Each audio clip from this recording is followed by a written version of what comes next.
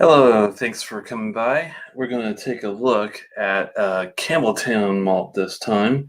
And one of my personal favorites, Kilkerran, also by the Glengall, which is a sister of Springbank Distillery. This is a little special. As you can see in the back there, I've had a few Kilkerrans already. Been a fan since the beginning. The 12 is a really great entry bottle to the series. This one's very special. It's the Kilkerran Single Cask 15. There's only 280 bottles of this. 51.5% ABV. The 15-year age statement, of course. No coloring, no chill filtering. So out of the gate, beautiful presentation. These guys do their own bottling, their own craft. Everything's in-house, and even though it can be a little pricey, I believe 180 after tariffs and all that, it's still well worth it. And as you can tell from the color, just unbelievable. Let's take a look here. The first thing you get is that dunnage warehouse that Springbank / Glengall is known for. It's definitely in the Kilkerran 12 even. Leather is definitely here. First note, also a bit of a cinnamon. You get a little bit of like a pixie stick, like a powdered sugar, almost that kind of smell. In the back, you have like your fruits, your really deep red ones, strawberries, raspberries. There's some cherries in there too. And I can sense the spice that's going to be in it. I'm not sure if it's going to be white pepper or black pepper, but definitely sense it there. Great nose, being 51.6. I'm surprised it's not making me take a distant nose.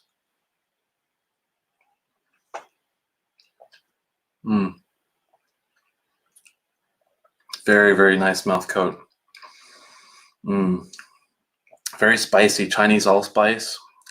And there is black pepper on there too. Sherry comes through. This is Oloroso cask, also matured in oak. And the woodiness comes through a bit. Some dark chocolate coming in the finish. It's got some sulfur, but it's not as heavy as some Macallans that I've had before. Certainly not to the Ben Nevis level or Bowmore 15 darkest sulfur level, but there are some hints of it.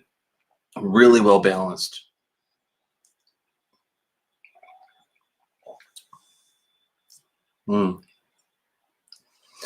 And with the chocolate on the finish, there's also, it's like a cherry cordial.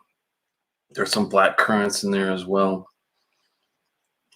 I'd say a pretty long finish. It's surprisingly good.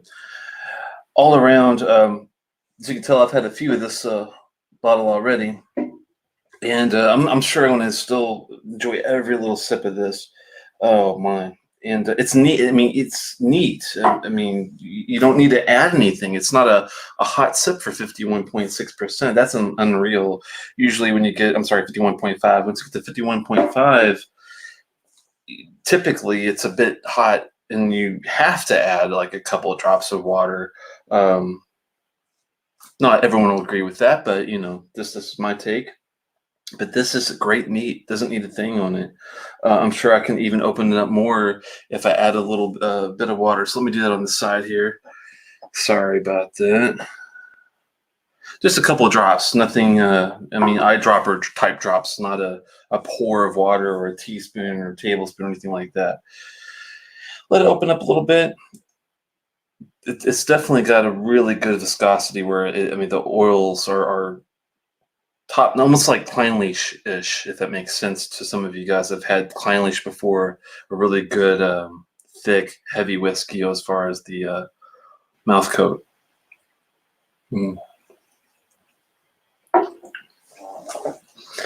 It's hard to knock a drain like this.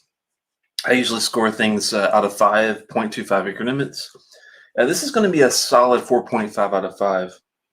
I mean, no joke. It's a little longer, maybe a little older would help it out a bit, but I mean, it's an already non-chill filtered, not colored.